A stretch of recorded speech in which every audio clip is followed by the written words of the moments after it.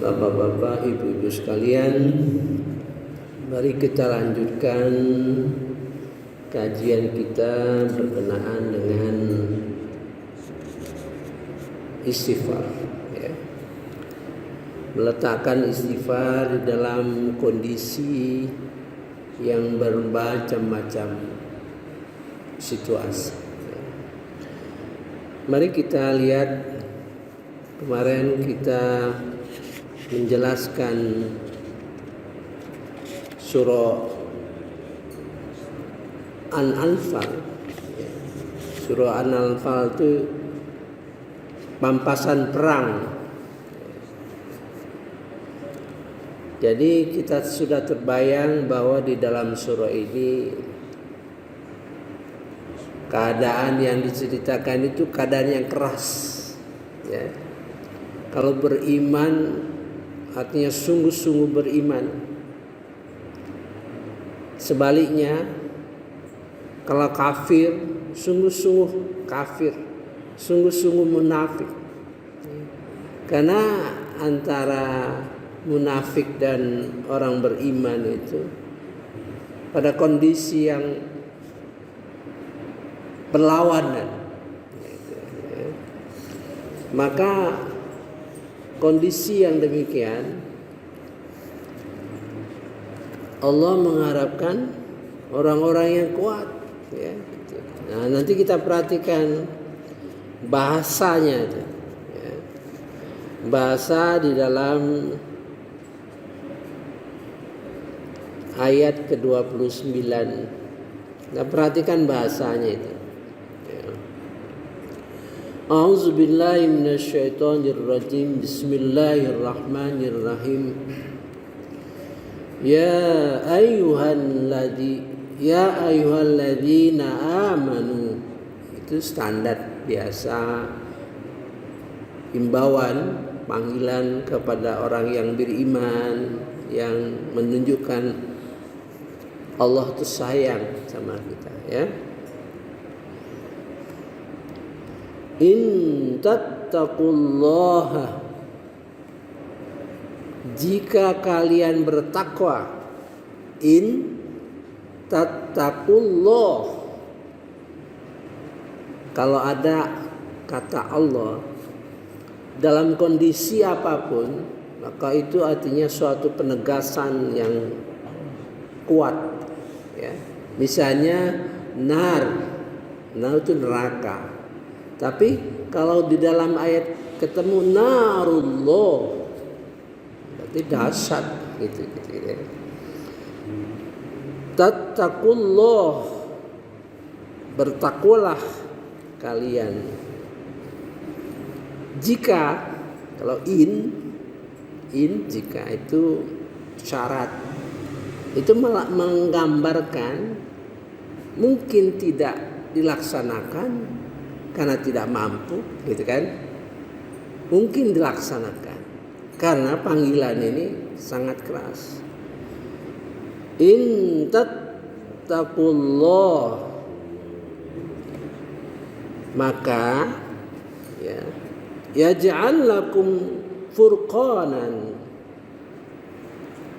maka dia akan menjadikan, memberi kalian langsung kepada lakum, artinya dia langsung bicara kepada kita. Furqanan,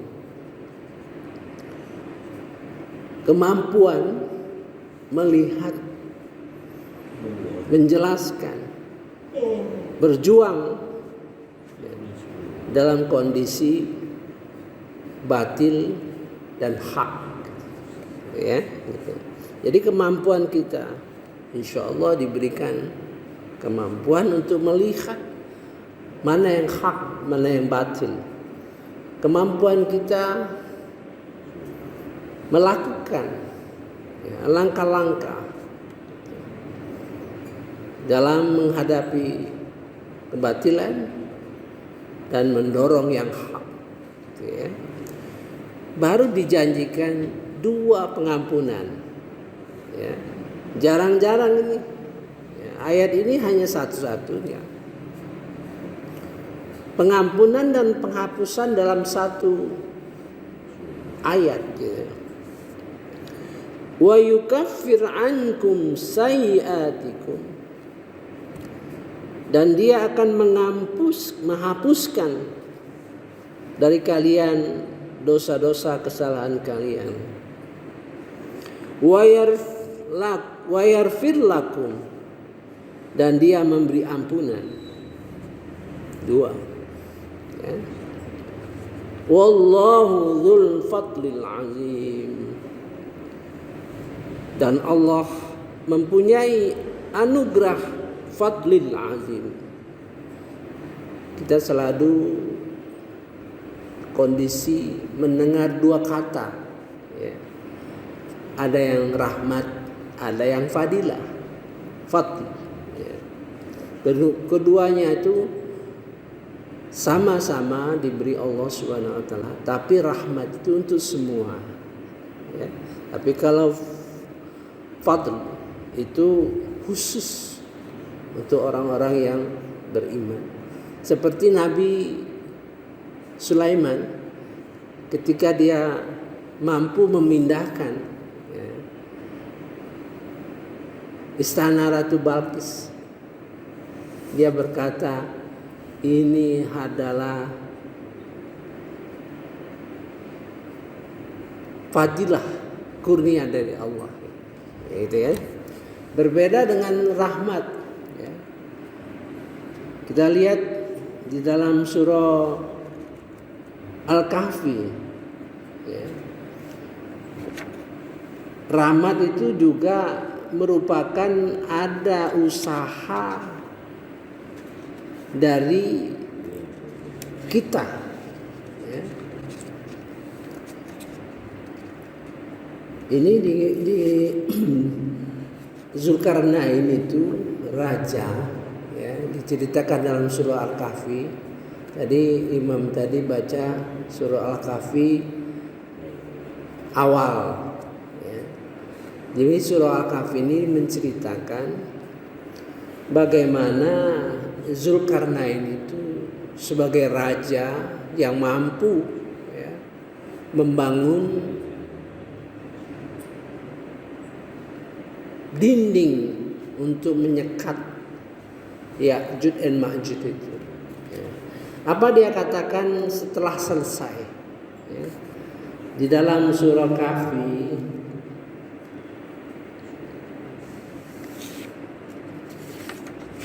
ayat 98, qala hadza rahmatum mir rabbih, dia berkata ini adalah rahmat dari Tuhanku ya. Begitu Allah mengajarkan kita untuk menghindari syirik ya. Maka apapun prestasi kita, apapun kemampuan kita yang berhasil, ini contoh mengatakan ini adalah rahmat dari Tuhanku.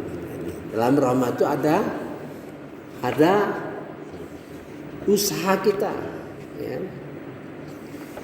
Mari kita lihat apa yang dikatakan oleh Nabi Sulaiman ketika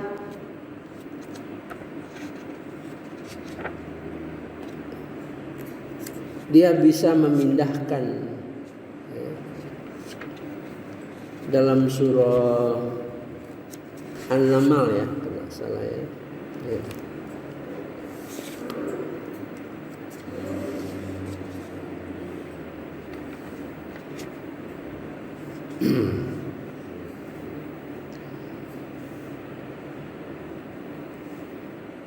Di dalam surah An-Naml ya, ketika dia dapat kenyataan bahwa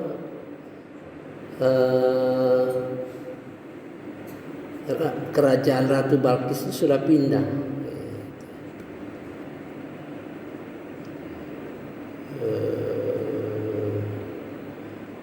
Qala hadza min fadli rabbi. Nah, itu ya.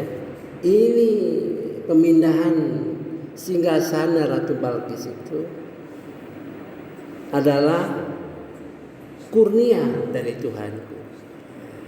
Ya. Beda tadi hadza rahmatam min rabbi. Ya. Kalau ini hadza min fadli rabbi. Ini kurnia. Jadi beda. Kalau fadlil itu kurnia, kita tidak ada usaha apa-apa. Ya. Nabi Sulaiman nggak ada usaha apa-apa. Kalau rahmat itu Dzulkarnain itu ada usahanya. Makanya kita kalau masuk masjid ya, doa ya. Allahumma tafli abwaba rahmat. Waktu masuk itu rahmat.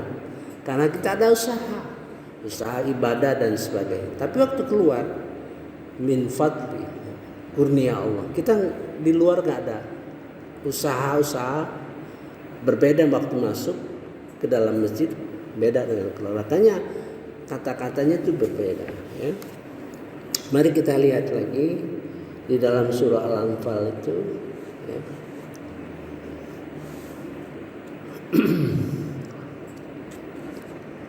Jadi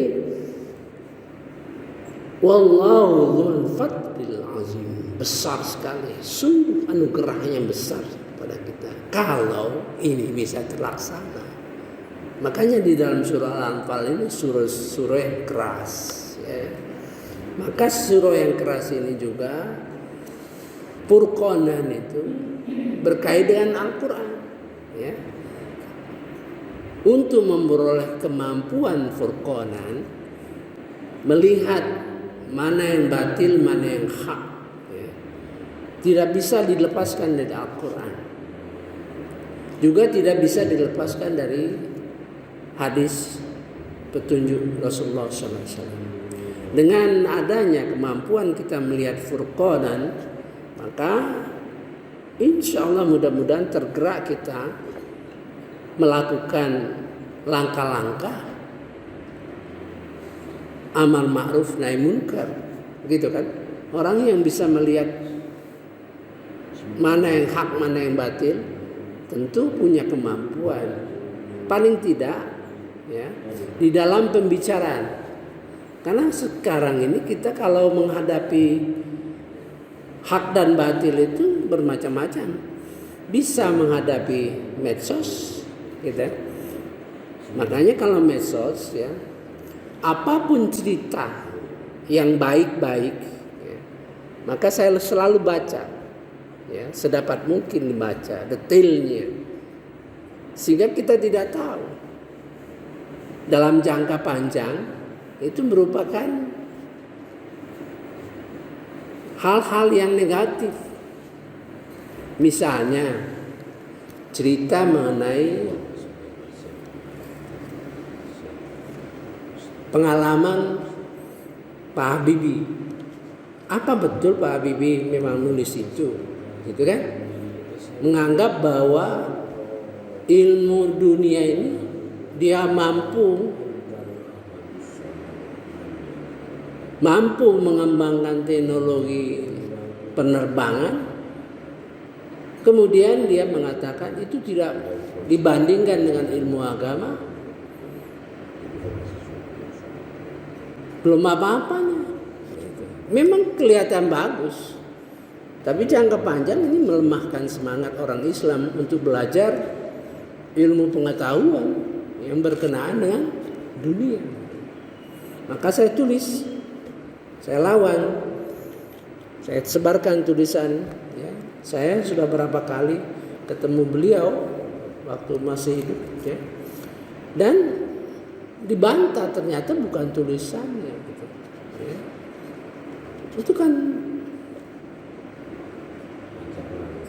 tulisan yang melemahkan semangat umat Islam, sehingga belajar agama saja.